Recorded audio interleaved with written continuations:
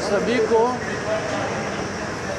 अंतर्राष्ट्रीय योग दिवस की शुभकामनाएं। 27 सितंबर 2014 को भारत के प्रधानमंत्री नरेंद्र मोदी जी ने संयुक्त राष्ट्र संघ में इसकी चर्चा की और दुनिया को आह्वान किया कि भारतीय योग पद्धति सुख स्वास्थ्य के लिए बहुत कारगर साबित होगी। भारत के प्रधानमंत्री की ये पहल कारगर साबित हुई और ऐतिहासिक रूप से दुनिया के 177 देशों ने इसका समर्थन किया और यूनाइटेड नेशंस ने विधिवत तरीके से भारतीय योग पद्धति को अडॉप्ट किया और हर वर्ष इंटरनेशनल योगा डे के लिए मनाया जाता है। प्रजातांत्रिक व्यवस्था में सबसे महत्वपूर्ण है आम नागरिक सुरक्षित रहे। प्रजातांत्रिक व्यवस्था में यदि आम नागरिक के मौलिक अधिकारों पर संकट आता है, वो कुठाराघात होते हैं, तो व्यवस्था, सरकार, पुलिस और प्रशासन का दायित्व है कि उसकी मदद करे, उन अधिकारों का संरक्षण करे। और यदि ऐसा नहीं होता है तो प्रजातंत्र एक तरीके से कलंकित होता है। अपने प्रदेश में 2 मई के पश्चात जो घटनाक्रम है उससे मैं चिंतित हूँ, परेशान हूँ। दुनिया भर से लोगों ने मेरे को जानकारी दी। स्वयं मैंने नॉर्थ बंगाल में भी आकर, नंदीग्राम में भी जाकर, आसाम में जाकर रणपगली कैंप के अंदर लोगों से चर्चा की। इस प्रकार का घटनाक्रम हमारी व्यवस्था पर प्रश्नवाचक चिन्ह लगाता है। मैं हैरान हूँ, मैं परेशान हूँ कि 7 सप्ताह होने के बाद भी इतनी भयावह स्थिति को नकारा जा रहा है। ये उचित नहीं है। आज़ादी के बाद पोस्ट पोल वायलेंस इतना भयानक, इतनी बर्बरता का, इतना आतंकी कभी पहले देखा नहीं। मेरा मन पसीजता है जब मैं दृश्य देखता हूँ कि 4 राज्य और 1 यूनियन टेरिटरी में चुनाव हुआ। पश्चिम बंगाल अकेला रक्त रंजित क्यों है? क्यों हम लोगों की मलहम नहीं लगा सकते हैं? क्यों सरकारी अमले को इतना सजग नहीं कर पा रहे हैं कि वो इस पर अंकुश लगाएं, इस प्रकार की भावनाओं को कुंठित करें?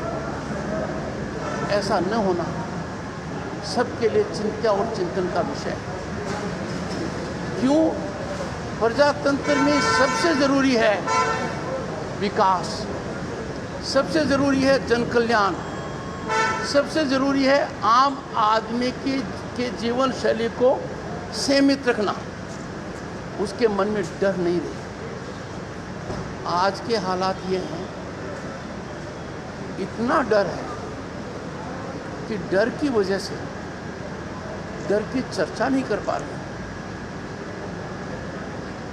मैं सरकार से आग्रह करता हूं कि 7 सप्ताह में आपने इस संकट की कोई सुध नहीं ली। मुख्यमंत्री, मंत्री परिषद का कोई सदस्य या अधिकारी उधर नहीं गया है। कि मेरे से ज़्यादा मीडिया को जानकारी है। कोई राहत कार्य नहीं हुआ है, किसी प्रकार का कंपेंसेशन नहीं दिया गया है। ये स्टैंड लेना कि जो समस्या विकराल रूप ले चुकी है, जो समस्या एक मॉन्स्टर बन गई है,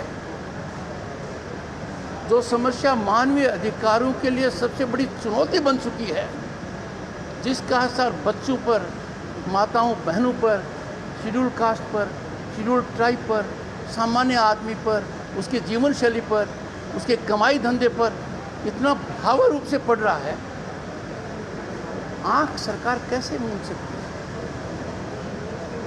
ऐसा आचरण प्रजातांत्रिक व्यवस्था के अनुकूल नहीं है। इतने जघन्य अपराध चुनावी हिंसा का हिस्सा बने हैं, किसी की गिरफ्तारी न होना, अनुसंधान न होना, ये संकेत अच्छे नहीं हैं। मैं आग्रह करूंगा राज्य सरकार से, आत्ममंथन करें, सोल सर्चिंग करें, हर संस्थागत व्यवस्था से टकराव संविधान के तहत सही नीति नहीं है। You can't have confrontation with every constitutional outfit. You can't be in confrontation mode with the central government, with the governor, and now you are not sparing even other institutions.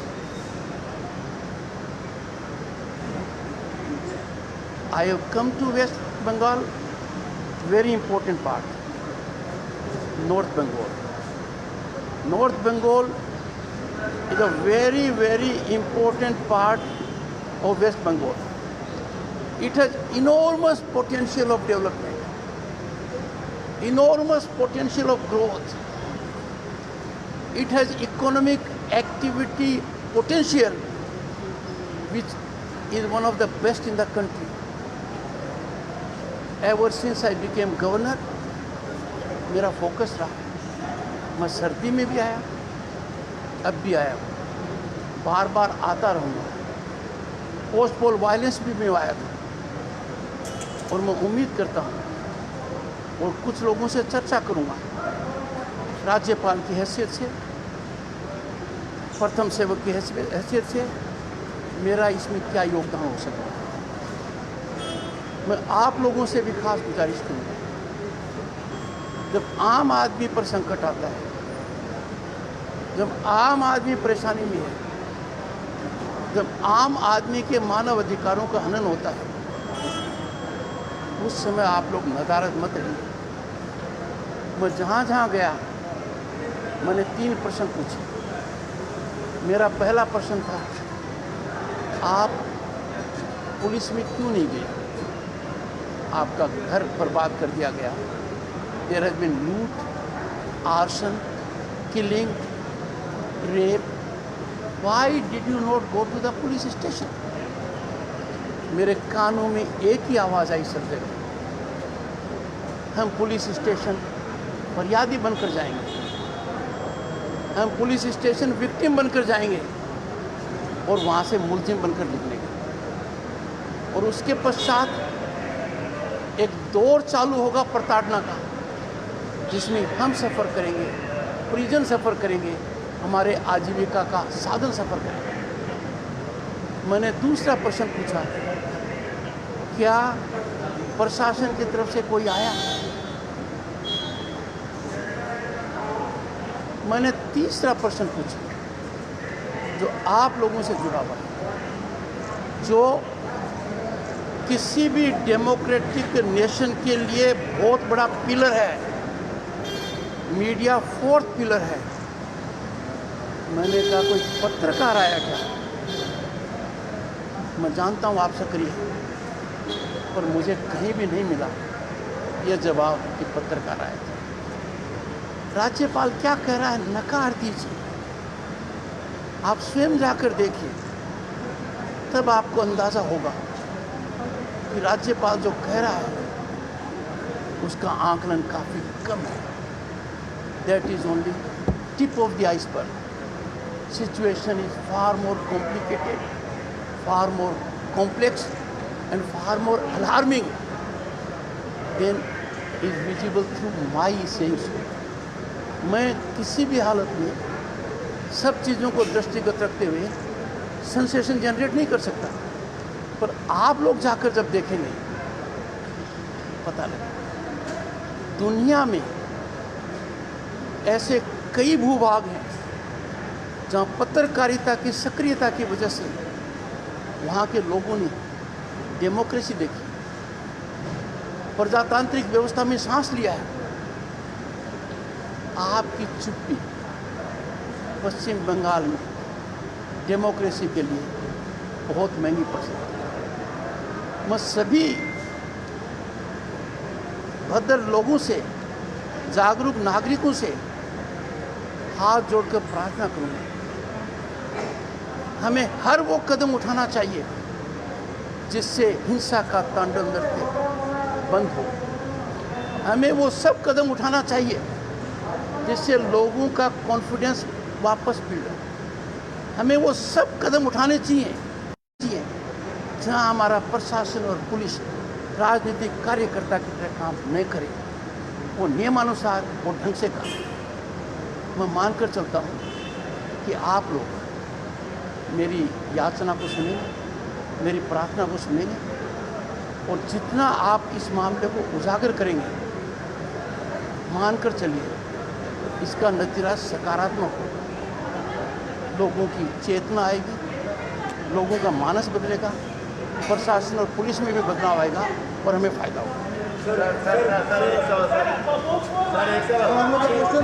I take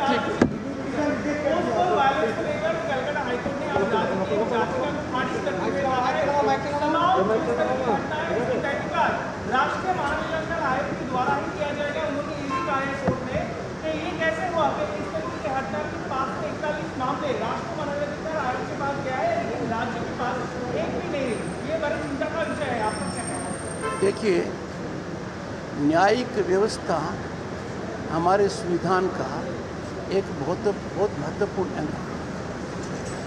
हम जिसको broadly कहते हैं separation of powers, कार्यपालिका, विधायिका और न्यायपालिका, इन तीनों में सामंजस्य होना चाहिए. एक दूसरे के लिए रेस्पेक्ट होना चाहिए. सकारात्मक रवैया तभी होगा. मैं न्यायिक व्यवस्था के ऊपर, न्यायिक निर्णयों पर कोई टिप्पणी नहीं करता, पर मैं इतना अवश्य कहूँगा कि मैंने माननीय मुख्यमंत्री को दिल्ली जाने से पहले पत्र लिखा.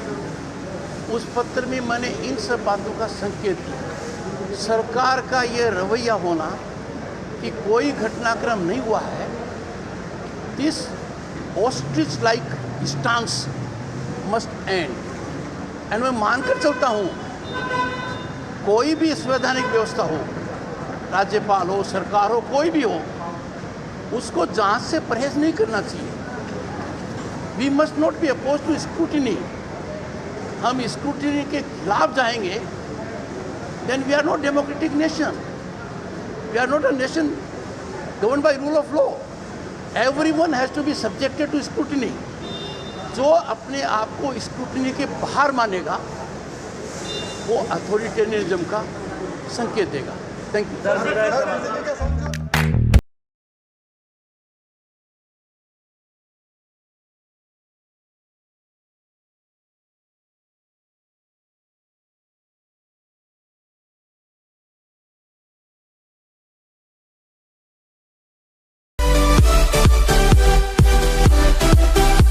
Keep watching Our Voice News for daily news updates, and do follow, like and share this video. Thank you.